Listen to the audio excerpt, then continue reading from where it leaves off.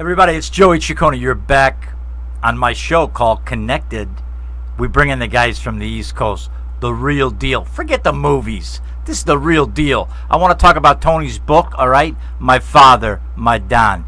He loved his father so much, just as I loved my father. He's on the phone with me, and we got to get back to stories because Tony tells the stories, and I just love it. Tone, we're going to chapter, I want to just explain something to my fans, please.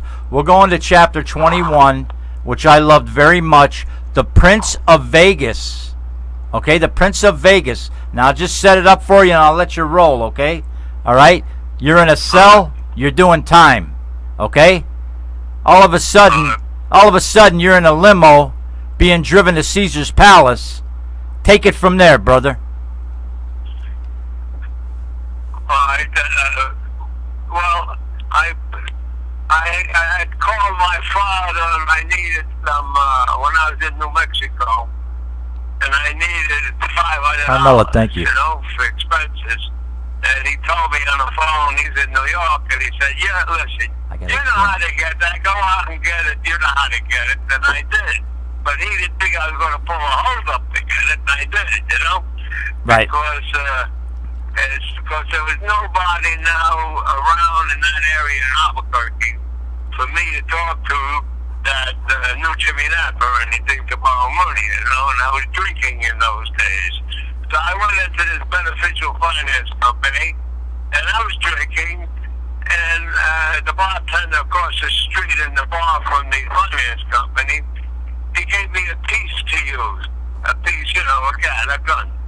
So now I went over there and I held up the place and I said, just give me, I already filled out a loan application before that early in the morning.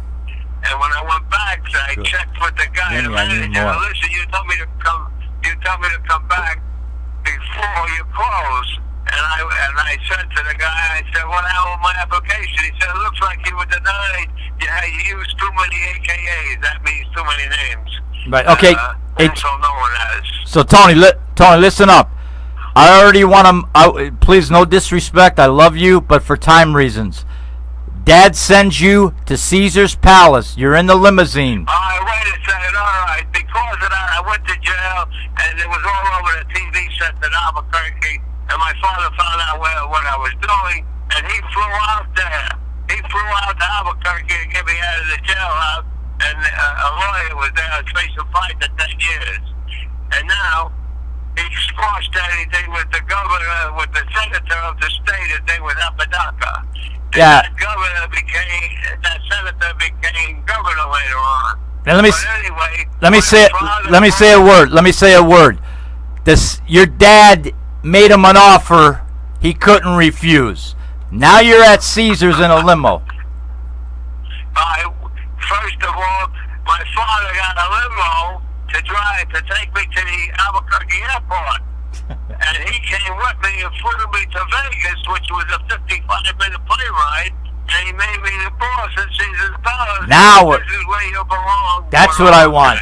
That's where I want to go. That's how I got there. But we didn't drive to Caesar's Palace. We drove to the airport in Albuquerque when he got me out of jail and flew me by plane to Caesar's Palace, which was the 55-minute plane ride from Albuquerque, New Mexico. Okay, so let me That's when I got there. They had everything ready for me. All the bosses, they greeted me, and I was a floor boss. Hey! What was in the box? You got a box handed to you. What was in the box?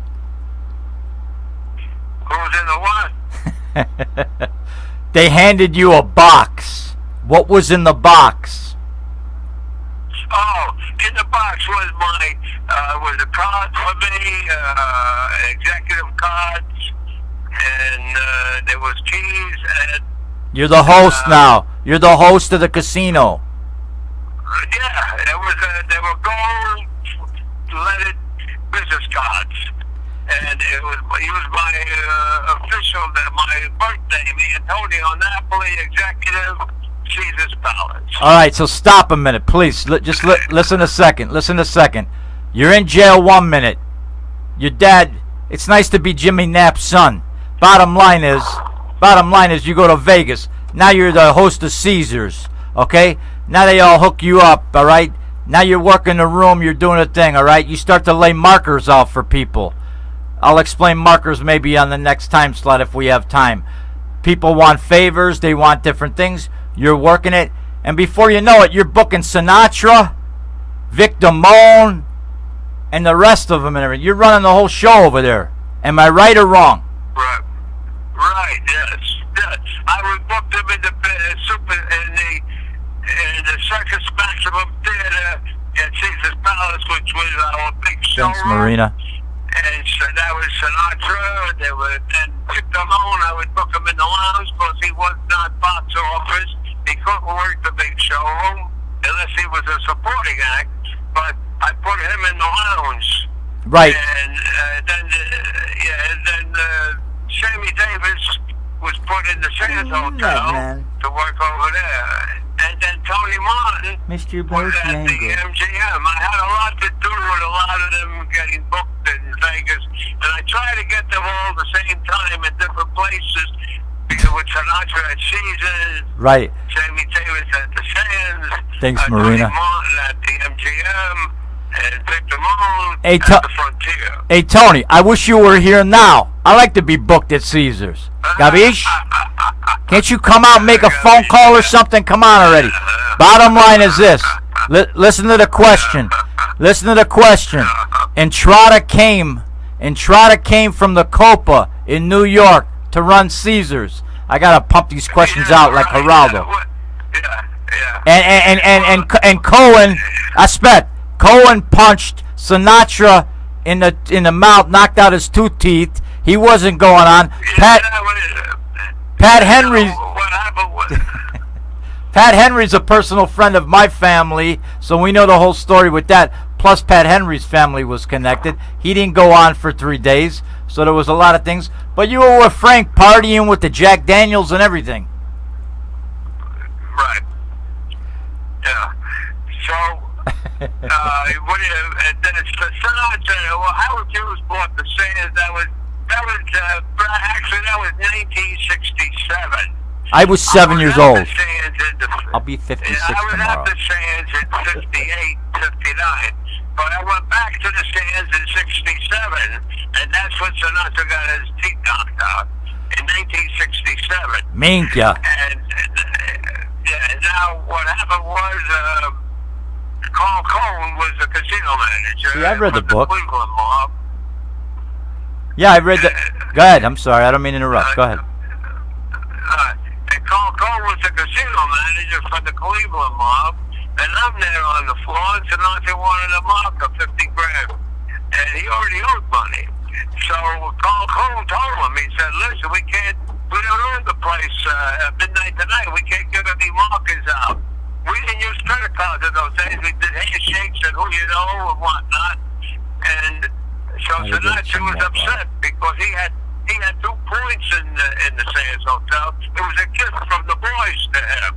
And each point was worth $50,000.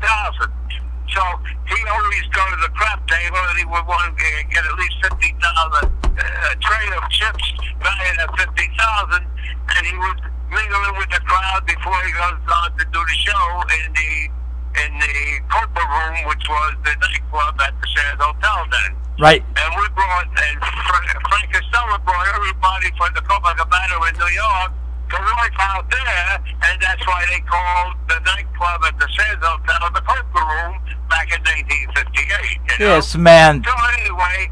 Wait, Asvet, let me say something. This man, Mr. Napoli's been around big time, but I want to say something. I got to throw it in. I got to speak on this, all right? So Sinatra's there, and he's figuring, I'm bringing you the celebrities. I'm bringing Dean Martin over here. I'm bringing this one over here. Lana Turner, they're all playing and everything. I'm down $50,000. Forget the $50,000. I brought you all these celebrities and everything. What are you getting crazy about? And Cohen took him up and smashed his teeth out and everything else. And it's in Tony's book. And I'm telling you, Tony, I got 30 seconds on this, so I'm going to roll out on this. My Father, My Don. Where can they get this book at? You there? Hello. Where can they buy your book? Oh, My Father, My Don is on Amazon.com, BarnesandNobles.com, and also on the iPads ebook. And also, you could go to any store, any bookstore, and tell the place that you want My Father, My Don, the author Tony Napoli, and they'll order it for you. Right. Right now, today, the bookstores don't keep big, large stocks, so they have to order out of the catalog in the bookstore. And you told me off the air, since 2008 you've sold how many copies? Well, I sold 7,000 copies. Beautiful. God bless it. And you sent me a copy, but I want to get that. I want to get that. That's what, I sold that without a publisher. I did it myself. Yeah. Self-published. All right, listen to me. You're watching the Joey Ciccone Show, Connected. It doesn't get any more connected than this right now. All right? Tony Knapp taking the time to talk to me from New York City. He's sitting in the air condition with the humidity. I'm over here in Vegas. I love to have him next to me. But you know what? It's respect to him. Old school. He's telling the stories. That's what we bring you. I got to take a break. We're going to wrap up with Tony. But I'll tell you right now, September he's coming back. He's going to be in L.A. We're going to be talking on more stories. And then I got to get him in the studio live so me and him could have a little linguine with and a little vino and everything. Joey Ciccone, Connected. Linguine with clam sauce. Yeah, linguine with the clam sauce. World Center of Broadcast Media. I'll be right back. I'll be there.